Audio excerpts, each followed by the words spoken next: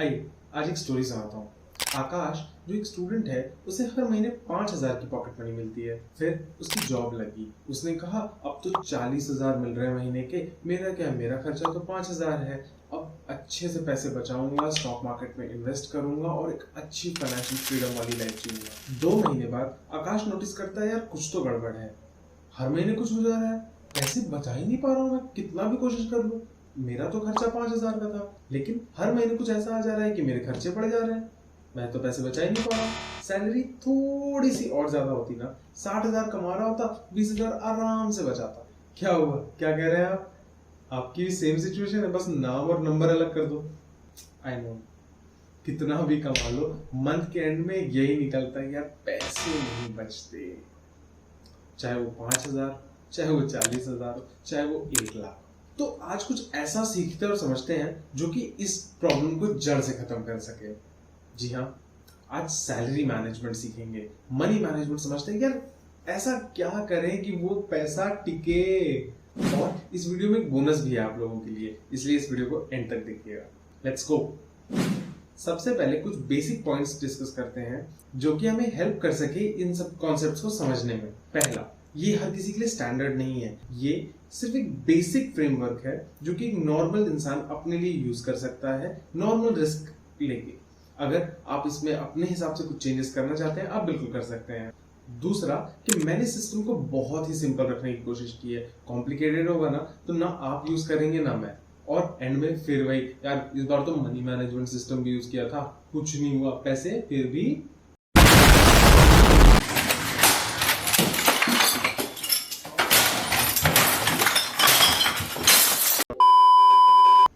सबसे पहले अपने हर एक रुपये को बांटना सीखो। आपकी पॉकेट मनी 1,000 है, 10,000 है, आप 40,000 कमाते हैं, 1,00,000 कमाते हैं, 2,00,000 कमाते हैं, डजेंट मैटर।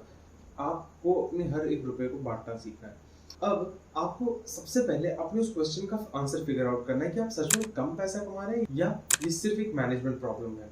अब अगर आपके हर एक रुपये का 70 पैसा आपकी नेसेसिटीज में जाता है, मतलब आपकी कार EMI, बाइक EMI, घर की EMI, बिजली के bill, food, anything which is necessity, internet, तो मतलब कि आपके स्पेंडिंग पैटर्न में शायद कुछ गड़बड़ है।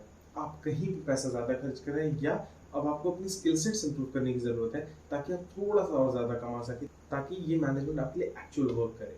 अब आपने अगर ये फिगर आउट कर लिया और आप कहते हैं कि ठीक है 60 पैसा मेरा जाता है नेसेसिटीज में, उसके अलावा तो नेसेसिटीज में नहीं जाता है, लेकिन खर्च कहाँ होता है वो अभी भी मुझे नहीं पता, लेकिन नेसेसिटीज में 60 पैसा ही जाता है, यानी कि 60%। उस केस में अब हम क्या करेंगे, 60% को अलग कर दिया, वो हमारी नेसेसिटीज हो गई। दूसरा, कुछ पैसा महीने की स्टार्ट में ही अलग कर देना है, इसे ऑटोमेट कर दो, बेस्ट वे है। क्योंकि मुझे पता है आप मैनुअली तो करने से नहीं, फिर बैंक जाओ, वहां पे ऑटोमेट ट्रांजैक्शंस लगा दो अपने एक सेकेंडरी अकाउंट में, एक दूसरा बैंक अकाउंट खोल लो किसी दूसरे बैंक में, या आजकल जो पेटीएम, एयरटेल, सबके पेमेंट्स बैंक हैं उसमें खुलवा लो। लेकिन इस पैसे को अलग करो, सेविंग करो। सेविंग्स कैसे करनी है, 60% अगर वहां जा रहा है तो 5 to 7% आप सेविंग्स में डालेंगे, उसे एक अलग अकाउंट में डाल दीजिए, आप उसे नहीं छेड़ेंगे, वो एक अलग जगह पे पड़ा हुआ है। अगर आपने ये फिगर आउट कर लिया ठीक है 60% आपका नेसेसिटीज में जाता है, तो अब आप सबसे पहला काम करेंगे, अपने लिए इमरजेंसी फंड बनाएंगे। इमरजेंसी फंड क्या होता है? इमरजेंसी फंड आपकी क्राइसिस में हेल्प करने के लिए होता है। सपोज कुछ ऐसी इमरजेंसी आ गई कि आप अपना मार्केट से पैसा निकाल सकते हैं ना, आपके पास कैश है, तब आप क्या करेंगे? उसके लिए हम इमरजेंसी फंड बनाते हैं। इमरजेंसी फंड क्या रहेगा?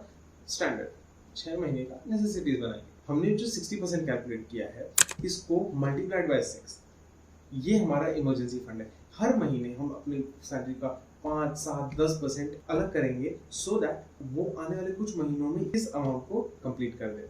जैसे ही वो ये अमाउंट कंप्लीट करता है, हम इस पैसे का दूसरा यूज करेंगे। आइए आगे समझते हैं। अब हमने नेसेसिटीज के सारे बिल्स भर दिए, हमने एक इमरजेंसी फंड के लिए 10% तक असाइड कर दिया। अब हमारे पास हमारी सैलरी का सिर्फ 30% है। अब हमें जो करना है इसी का करना है। अब हम सबसे पहला काम जो करेंगे वो हम सेविंग्स करेंगे। वो हमारा इमरजेंसी फंड है, हम उसे छुएंगे नहीं, वो क्राइसिस के लिए है। हम एक बेसिक सेविंग करनी है, सो 5 to 7 to 10%, whatever suits you. Let's take again 10%। अब आपने 10% अलग कर दिया, इसे अपने मेन सेविंग्स अकाउंट में रखिए और इसे एक्सेसिबल रखना कि आप इसे एक्सेस कर सको आसानी से। इसकी आप इन्वेस्टमेंट नहीं करेंगे, इसकी आप इमरजेंसी फंड निकालेंगे, इसके हम नेसेसिटी एक्सपेंसेस नहीं करेंगे। ये किस लिए है मैं आगे बताता हूँ। अब हमारे पास 20% पैसा बचा, क्योंकि आप स्टार्ट कर रहे हैं और अगर आप ये एक्चुअल सिस्टम फॉलो कर रहे हैं और ये सारे खर्चे करने के बाद आपके पास एक्चुअल में 20% अगर बचता है, then I would say start with 5%। अगर आपके पास एक्चुअल में 30% या 25% के आसपास बचता है इस स्टेज पे, तो आप 10% पे जा सकते हैं। ये 5-10% जो मैं बात कर रहा हूँ किस लिए, ये है हमारे इन्वेस्टमेंट के लिए, इसे अलग करो, ये हमारी इन्वेस्टमेंट होने वाली है। अब आप बोलो यार हमने नेसेसिटीज दे दी, हमने इमरजेंसी फंड बना लिया, हमने सेविंग कर ली, हमने इन्वेस्टमेंट भी कर ली, अभी भी 13 से 15% बच रहा है, इसका क्या, उड़ा दो।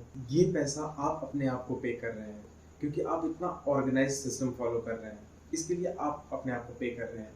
बहुत ज़रूरी है ये समझना कि अपने लिए फंड अमाउंट कुछ रखना बहुत इंपॉर्टेंट है, वरना आप इमरजेंसी फंड छुएंगे, आप सेविंग्स फंड छुएंगे, जो कि हम नहीं चाहते हैं। हम चाहते हैं कि हमारा ये पैसा बचे और डेवलप हो, मल्टीप्लाई हो। उसके लिए हमें फंड मनी अलग से रखना बहुत ज़रूरी है। इसीलिए मैंने इन्वेस्टमेंट अमाउंट कम रखा, ताकि आप एक्चुअली फंड मनी यूज़ कर सके और ये समझ सके कि ठीक है, ये सिस्टम यूज़ करने के बाद भी मेरे पास पैसा है जो कि मैं एक्चुअली में अपने लिए खर्च कर सकता हूँ। अब हम इसके बेसिक कॉन्सेप्ट समझते हैं कि हमने क्या किया। हमने सबसे पहले 6 महीने के पैसे असाइड कर दिए धीरे धीरे करके, ताकि हमारे पास एक अमाउंट बन जाए।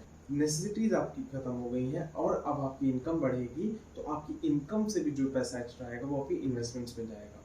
This is just bare minimum, इससे कम में नहीं काम चल सकता। You need to have at least 30%, 30 भी नहीं, एक्चुअली 20%, 5-10% आप अपने फंड के लिए यूज कर रहे हैं, तो इतना एटलीस्ट आपको 20 से 25% अपने फ्यूचर के लिए धीरे धीरे करके अक्यूमुलेट करना पड़ेगा। अगर आप और तेजी से पैसों के मामले में अपनी लाइफ में सेटल होना चाहते हैं, तो थोड़ा और स्ट्रेच करना पड़ेगा इसको, बट मैं ये आप पे छोड़ता हूँ। आइए अब जानते हैं क्या बोनस था इस वीडियो में आपके।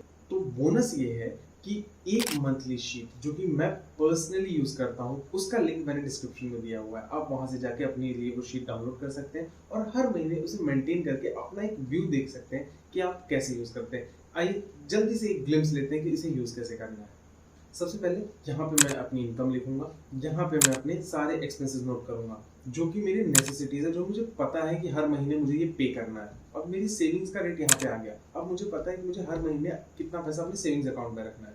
अब इस कॉलम में अगर आप देखेंगे, यहाँ पे 2 चीजें दिख रही हैं, एक एक्चुअल मंथली इन्वेस्टमेंट और एक मंथली टारगेट्स। मतलब कि मेरे सिस्टम के हिसाब से मुझे इतनी इन्वेस्टमेंट करनी चाहिए और मैंने की कितनी, वो रियलिस्टिक अप्रोच यहाँ पे दिख जाएगी। ये सब करने के बाद मेरे पास कितना पैसा बचता है उड़ाने के लिए, वो भी हम यहाँ पे देख सकते हैं नेट डिस्पोजेबल इनकम में। ये पैसा वो है जो हम अपने तरीके से अपने लिए खर्च कर सकते हैं। अब इसको यूज करने की एक प्रो टिप और देता हूँ। नीचे इसमें एक सबशीट है, सबशीट में अगर आप जाके हर हफ्ते अपनी एक एक्चुअल एक्सपेंसेस का ग्लिम्स यहाँ पर डाल देंगे ना, तो आपको हर महीने एक अच्छा आइडिया रहेगा कि आपके पैसे एक्चुअल में कहाँ जा रहे हैं। आपके टारगेट्स तो ये हैं, पर पैसे एक्चुअल में जा कहाँ रहे हैं वो आप यहाँ पे लिख सकते हैं और वो यहाँ पे रिफ्लेक्ट होगा। तो इस शीट को यूज करो और हमें कमेंट में बताओ कि आपका पहला मंथ का एक्सपीरियंस कैसा रहा। तो यार इतना पैसे वाली वीडियो के लिए नीचे डिस्क्रिप्शन में हमने अपने सारे सोशल मीडिया हैंडल्स दिए हुए हैं, हमें जाके फॉलो करो। और ऐसे ही फाइनेंशियल कॉन्सेप्ट्स बहुत ही आसान भाषा में समझने के लिए शिवलोक से हर तरह से जुड़े रहो। Thank you.